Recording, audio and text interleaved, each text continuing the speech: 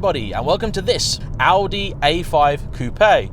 Now, as you can probably tell from the title, this is no ordinary A5. This is actually one of two Misano Red A5 3-litre TDI Quattros that are currently run by Darkside Developments. This is one of their project cars. The other is a fairly serious, hardcore, track-orientated vehicle, believe it or not, and this one is their more road-biased setup. Now, I've been lucky enough to spend a few days with this car while the good people down there have been working on my 7 Series, and I've got to know this car reasonably well. The first generation A5 is a vehicle which has always held a special place in my heart. You see, in about 2008, my dad bought one when they were a brand new thing, and it was a 3-litre TDI S-Line. He had it as a company car, and he didn't intend to buy such a highly specified vehicle, but the oddities of the financial crisis at the time meant that that was cheaper than ordering a newer, cheaper one. And because it was on his company car policy, I was actually allowed to drive it. And I have to tell you, 19-year-old me absolutely adored that car. In fact, 30-year-old me still has a bit of a thing for it. It's a pretty decent looking coupe, even if in the traditional understated Audi way. In Misano Red, this thing looks pretty amazing, especially carving through a fairly oppressive looking North York moor. Now, I've got to dodge quite a few sheep and be careful of the camber in the road, but this is actually a very, very good place to test out a car, especially one like this. So what have Darkside actually done? Well, if you're the sort of person that thinks that Darkside is simply a couple of lads in a garage in Yorkshire chucking big turbo on engine and that were it, I'm afraid you're very, very wrong. They're a serious, dedicated outfit, and they do a lot of work to these cars. They spend an awful lot of time on proper R&D, proper testing. They have their own race team, and they spend a lot of time on track with these cars as well. So this car has all the usual refinements up front: bigger turbo, upgraded fuel system, custom exhaust, all that jazz, but it's also got improved brakes. This has S5 front calipers. It's got a suspension setup courtesy of Bilstein coilovers and Powerflex bushes, and it's got a few other cosmetic refinements as well. It is a fairly comprehensively reworked car, and if you're in the market for a fast daily, it's a very, very tempting one too.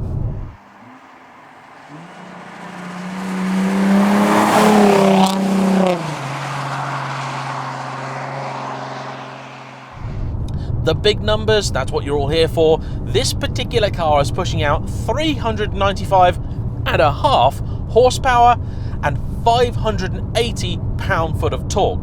That's just shy of 800 Newton meters. Now, the sister car to this, the track one, is pushing out the full 400 horsepower and 600 pound-foot of torque. That's incredible numbers. But what's more amazing is how usable this vehicle still is. It's very, very easy to get cars like this quite badly wrong, but Darkside have managed to avoid that. It's a very decent car to drive, and the best bit about it is that even as I am now cruising at about 45-50 mile an hour, it's reasonably refined. There's a little bit of noise from the exhaust, just a little bit, not enough to disturb. It's worse at 70, and that is one of my few criticisms of the car. I would like the exhaust toned down just a little bit. The suspension hasn't ruined things. It's firm. It's definitely firm. But on any road that I've driven it, and I have driven it on some pretty demanding roads, it refuses to bottom out. It will not scrape. It will not smash. It's pretty well judged, considering how much those wheels fill the arches, and they are big old wheels too, 20-inch items off an Audi Q5 S-Line, and I've got to say, they've worked miracles. Now, personally, I'd prefer the car to sit about 10 mil higher. I don't think you're really going to lose the looks. 19-inch wheels I think would also suit it better, make it ride again that little bit nicer, and we've been staying down a little farm track. The simple fact is that I've told my girlfriend to get out of the car when I drive the car down there, because if she's sat in it, it will just tap the ground, and that is kind of annoying. As a daily driver, I think having that little bit of extra ground clearance would make it just that much more usable, and therefore more enjoyable and a little less scary when you're going over some of the more extreme compressions and odd bits of tarmac that you find, especially in this part of the world. Now, that exhaust, loud it may be, does sound amazing. I've never heard a diesel sound like this.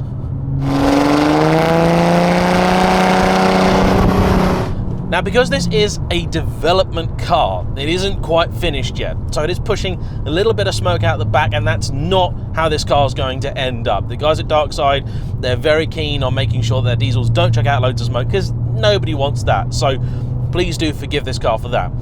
In the same way that I'm going to forgive it for having a few knocks and lumps and bangs in the suspension. That's not right, and that's probably more parts on this car that have worn that they haven't got around to yet. It's got 115,000 miles on the clock, and it generally feels pretty well screwed together. In fact, it feels more fun to drive than most Audis this side of an R8 that I've played with for quite some time.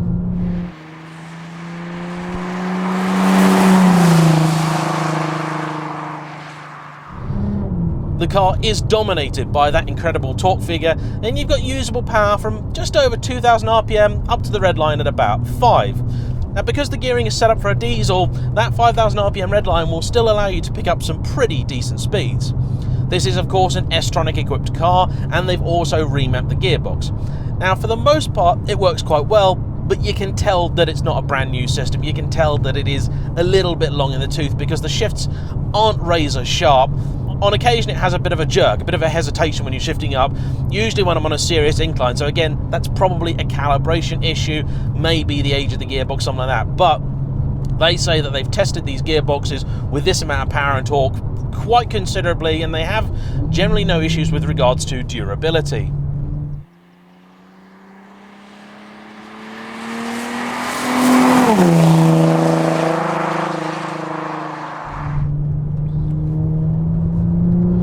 I drove the car for 100 miles the other day, and I achieved an economy figure of nearly 50 to the gallon. That's pretty amazing when you consider the performance on offer. I have to say, never before has downshifting in a diesel been this much fun. I'm going to call this the big red sheep scarer. There's actually some benefits to having a loud car here because the animals will get out your way.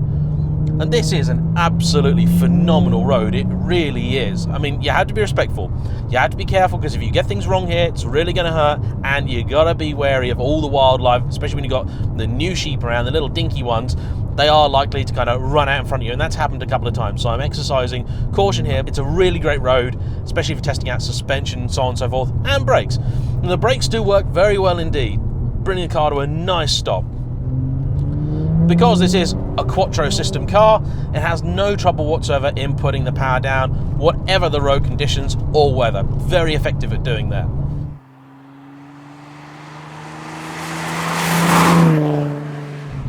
The price of this brilliant and pretty sharp rack is the firmness in the ride.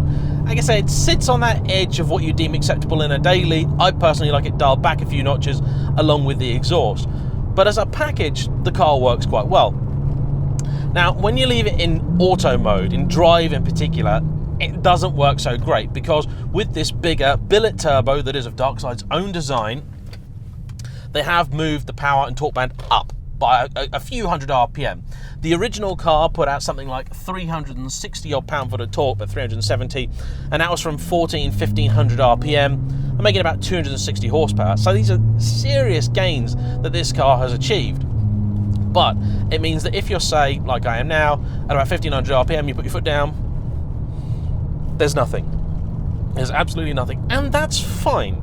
You know, you pays your money, you takes your choice. Pretty sure if you wanted to keep that low RPM boost, Darkside could do that, but it's no doubt going to come at the cost of top-end power. As soon as you get it to 2000 RPM though, let me demonstrate some 2000 RPM, and I'm doing 40 miles an hour. We'll just get this car straight and I get a bit better visibility. And then it picks up 50, 60. It's quick. And it's still another nearly 2000 RPM to go in fourth gear. Fourth gear will take you to very, very decent speeds. Now, like I say, they do test these cars on road and on track, and one of the benefits of taking this thing on track is the fact that it's much better on fuel than anything else. That, in fact, is the actual reason that Audi started using diesels at Le Mans in the first place.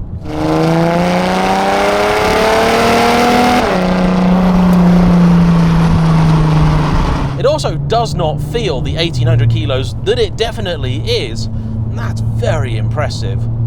This car is naughty, really naughty. you're going to struggle, really struggle in a petrol to find something with this kind of power and this kind of economy. In fact, the only thing that springs to mind is a BMW with the B58 engine. Those put out serious power. There we go, there's a sheepy. Flossie? And they also are, the B58 is really one of the all-time great engines. Absolutely stunning power plant, however you look at it. But this is not bad, especially when you look at the prices that you can pick up one of these for. There are a lot of car for the money, even in standard form.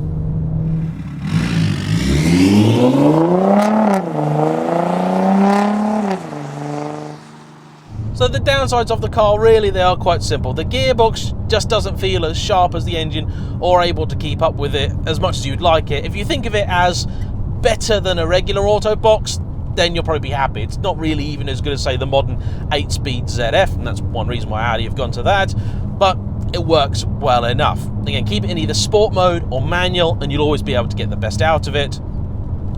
Exhaust, I want that toned down just a little bit. I'd like to keep the quality of the sound, just not the quantity, and then I'd like the car raised up a little bit, some 19s on it, and perfect daily. Really nice thing, very comfortable, excellent for soaking up the miles, or indeed having a bit of fun on your favourite back road. This is a really comprehensively reworked car, and it is genuinely better in nearly all regards over the standard car. Lee Lockwood, if you want to modify your diesel A5, this is how you do it.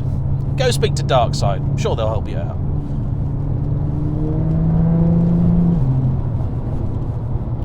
I'd like to thank you all for watching.